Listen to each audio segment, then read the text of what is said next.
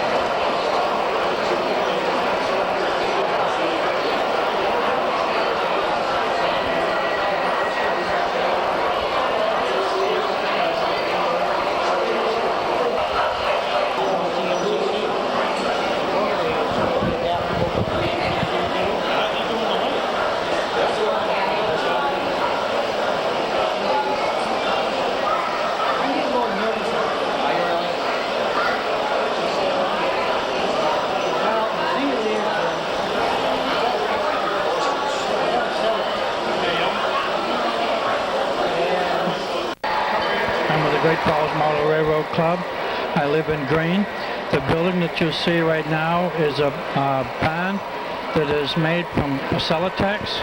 It is shaped and then screwed together, and then a vinyl concrete mix is put over it, and then the shingles and the siding is formed as it is setting up and drying.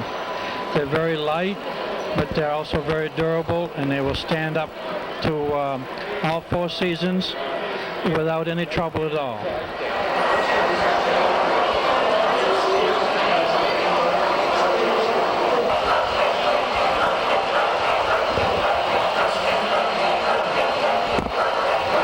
These 2 buildings that you see now is from plastic, and one building is kind of weathered naturally. It's just been left outside. The other one, the little passenger station, has got icicles hanging off the roof, and I have had some flour on it in the past to represent snow. The little people that are around there, they're waiting for the passenger train to come by. Those are very durable too, as being out in the weather. The little trees are just fake trees, but they're made with wire, so you can bend them around and have any shape that you like. Some of those green trees, you just sprinkle some flour on it, and it makes it look like it just snowed last night or very early in the morning. Makes very interesting snow scenes.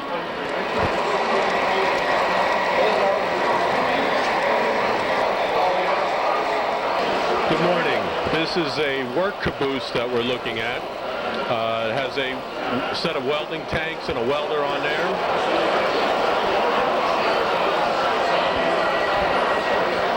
Right next to it is a handmade track bumper. Next to that is a shanty, a switchman shanty, and that belongs to one of the club members. It's a kit that you can put together. Moving to the left, we have a engine house that is handmade by myself.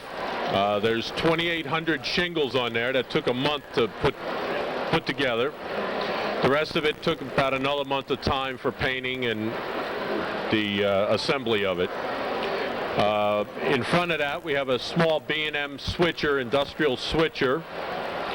And in front of the engine house itself, we have a snowplow that was made by Larry Cannon. It's an actual working model.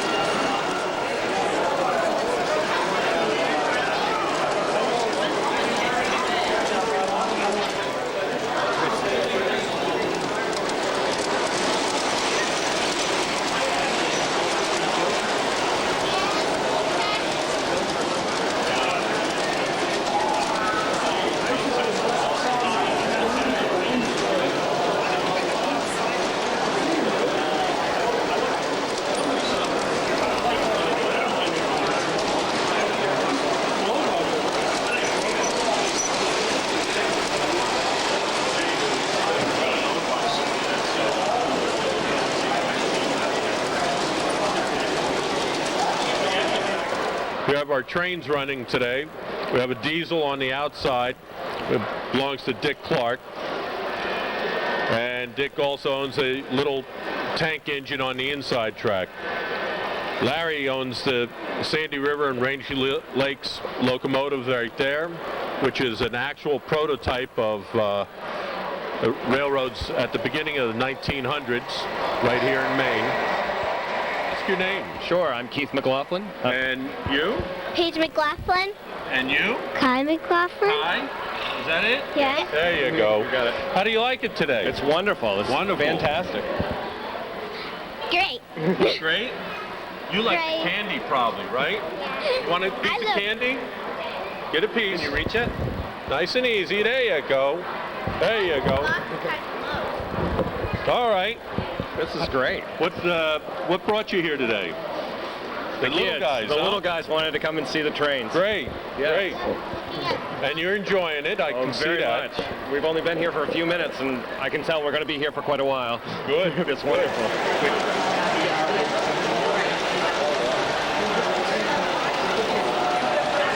All right. Travis. Sorry.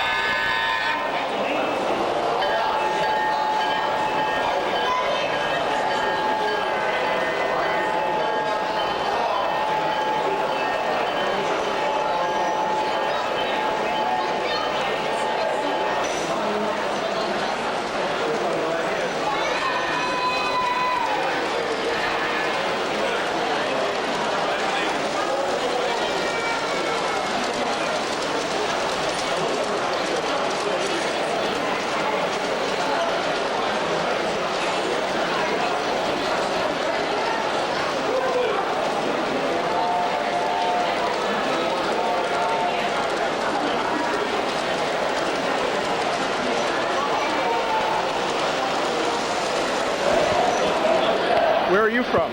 Hi. Manchester. You're from Manchester. What brought you to the show? We saw it in the newspaper, and the kids love trains. Oh, that's good. Are you having fun? We're having a great time. Are you having fun? Oh, yeah. Which trains do you like best? What do you like best, Patrick? Any train that moves? Exactly. The train with the chocolates, that's a big favorite. Oh, that's a big right? lure. Yeah.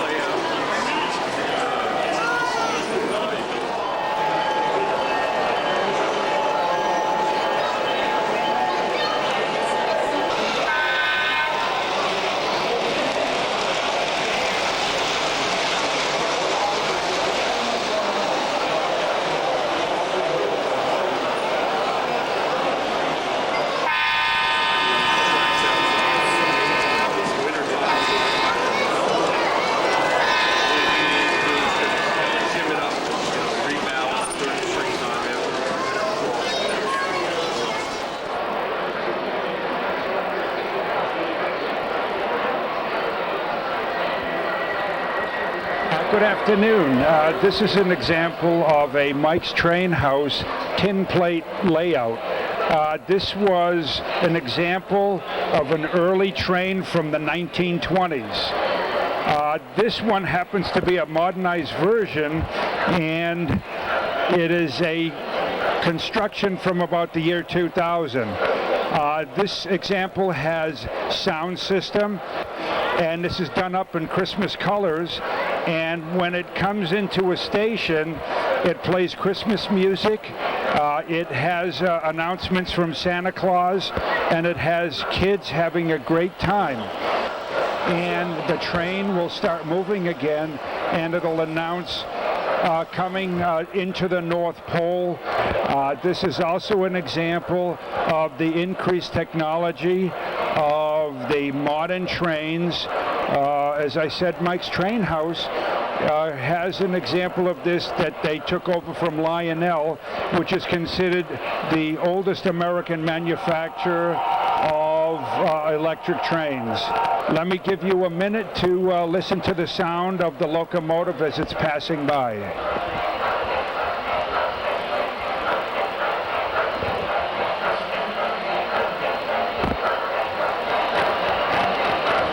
How's that for realism? This is also known as standard gauge. That means it has a track spread of about 2 7/8 inches, and it compares to other gauges, to number 1 gauge, tin plate, then we have O scale, and then we have O27, and then we go down to HO, then we have an example of N, and it drops down to the lowest, which is about Z gauge. You can actually put a whole train layout into a briefcase, and you can have all the scenery you want along with it. This is a good example of welcoming Christmas. Whenever you see an electric train, you know Christmas can't be too far behind.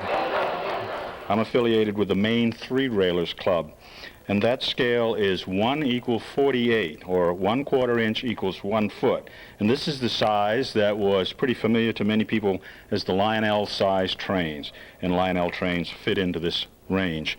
We call our club the Three Railers because this type of train actually has 3 rails instead of 2. It has a bit of a toy train look to it with the 3rd rail, hence the club's name. We're involved in many activities around the state with shows, and our favorite feature each year is that in March, in early March, in this area in mid-Maine, we put on a railroad show mostly for this size train, the larger scale model railroads.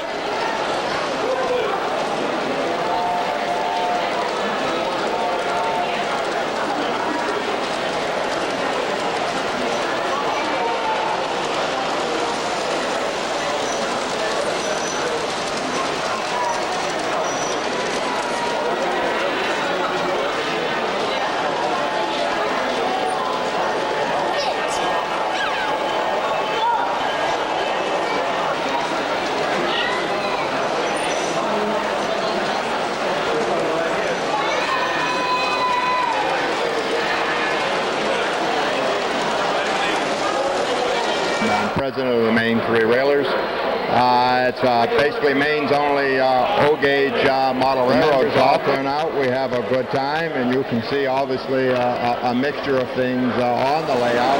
And one of our newest members is in fact our oldest member, and it's Francis Holbrook from up in Solon. Francis is just short of 90 years old, a retired dispatcher with the New Haven, New York and Hartford Railroad, now known as the New Haven. And he's enthusiastically got into model railroading, and his daughter is also joining us.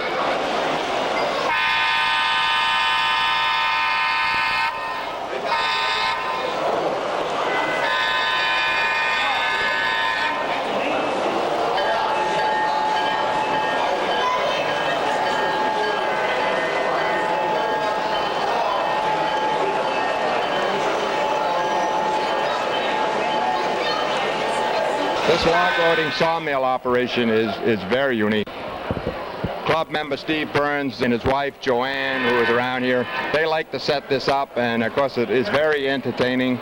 And whenever they have it operating, I notice there's no shortage of kids to watch the action. And again, it's all part of the animation that a lot of the operating accessories that go with the scale afford.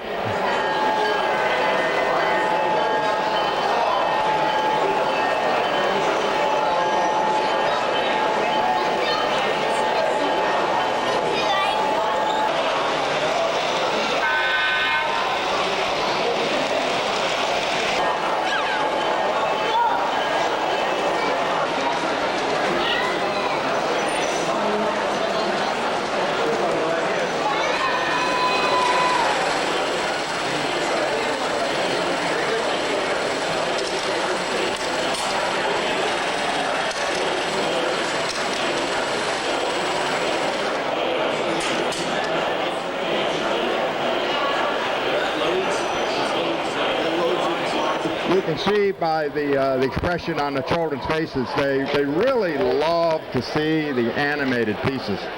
And anything that operates usually holds their interest.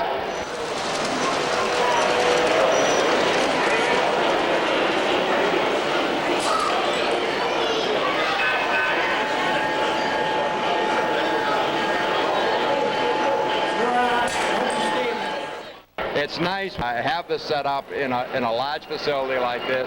It does have a lot of sound, and in the background you can see that Maine Central locomotive, which is fully digitized and has a full complement of sound.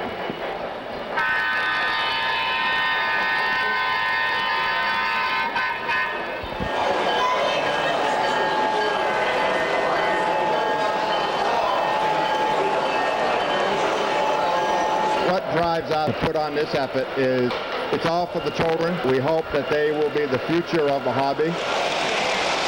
You'll see that we have a Polar Express train is operating on that closed loop. And you'll notice, again, because of the size and the animation of some of these things, you can see that the children really relate to it.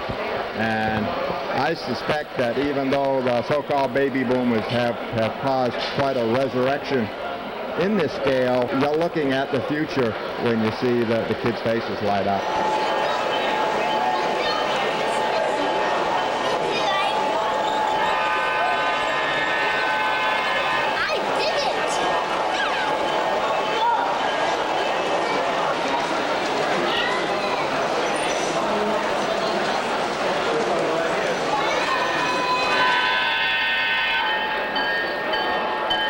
It's not your grandfather's Lionel, but all of us who have these newer engines also have a complement of older stuff, the stuff that we grew up with. A lot of us have trains on display and operate too, trains from the 50s and 60s. Every decade, really, 50s, 60s, 70s, 80s. It's a lot of fun.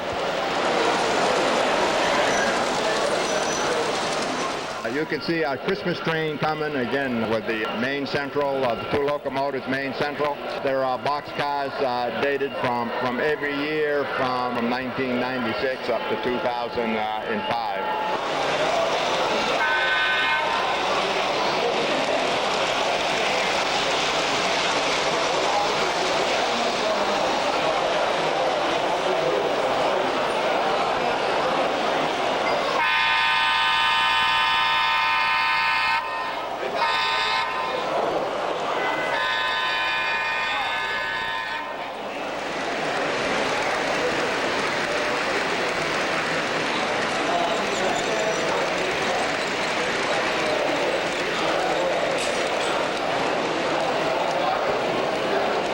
This, of course, being the old scale, is pretty much the same scale we all grew up with. The old Lionel that many of us gray-haired guys had as kids.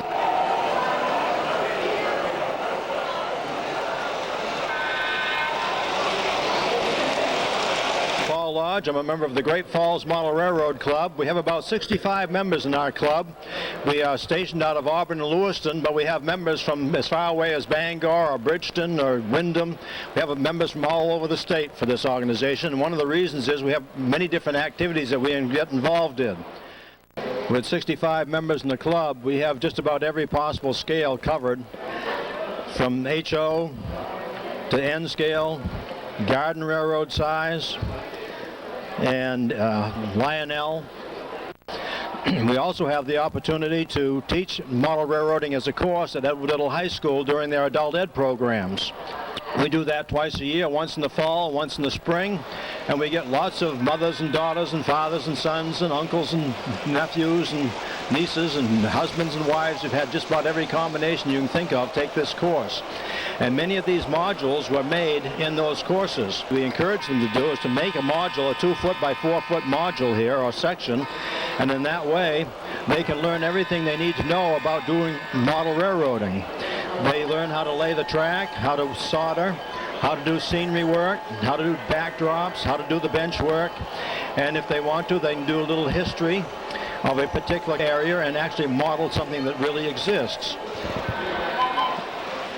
One of the other activities of the Great Falls Model Railroad Club is we have a member who's a webmaster who keeps everybody up to date on what's going on through our website, greatfallsmodelrrclub.org.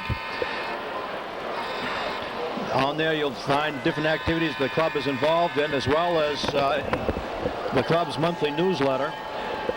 And the newsletter is information that people can use for finding out more information about the activities that the club is going to be involved with.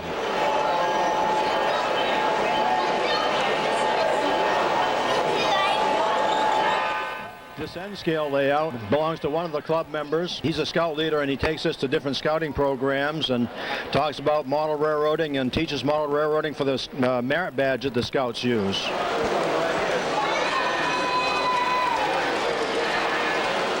Some of our members are volunteers for Operation Lifesaver. They do presentations talking about railroad safety to truck driving schools, go to elementary schools and talk about railroad safety, fire departments, police departments, any kind of activity that the person has which takes them over rails. There's safety programs designed for their use. If anybody wants to have a presentation, all they got to do is call the Maine Operation Lifesaver program and they can have a presentation set up for them.